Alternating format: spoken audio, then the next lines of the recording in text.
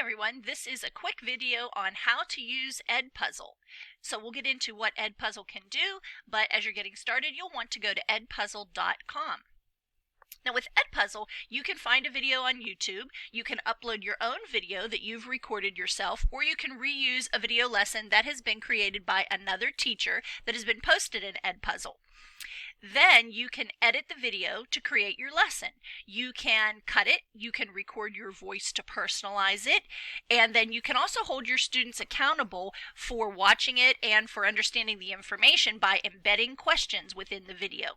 And finally, you can assign the video to your students and check their progress in real time while they learn at their own pace. So to get started, you'll want to go to edpuzzle.com and click the Sign Up button up here in the right hand corner. So let's say that you have recorded your video and you either have saved it to your computer or to your Google Drive, or you've uploaded it to YouTube. When you go to edpuzzle.com, you'll click Sign Up and choose the Teacher option. You can sign in with your Google School account. And please use the referral code UEO680. This will give you and me lots of more storage space for our videos. Then you'll want to click Add Content to upload a video from your computer or your Google Drive.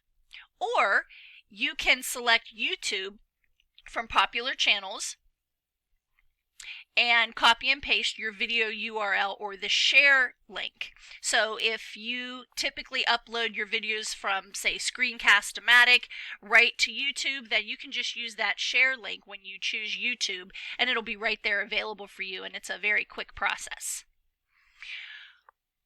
In order to EdPuzzle your video, you can first cut your video if you want to shorten it or take out specific parts.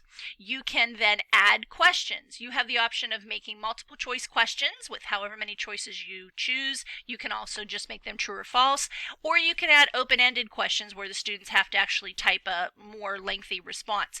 You can also just add a note to your EdPuzzle video if you want to ask students to stop and pause here and take a note or answer a question that's in a Google Doc.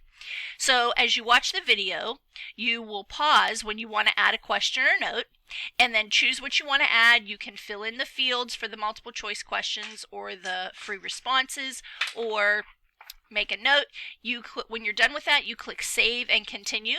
You can add multiple questions or notes at any one point, so it's not like at 5 minutes in you can only add one question.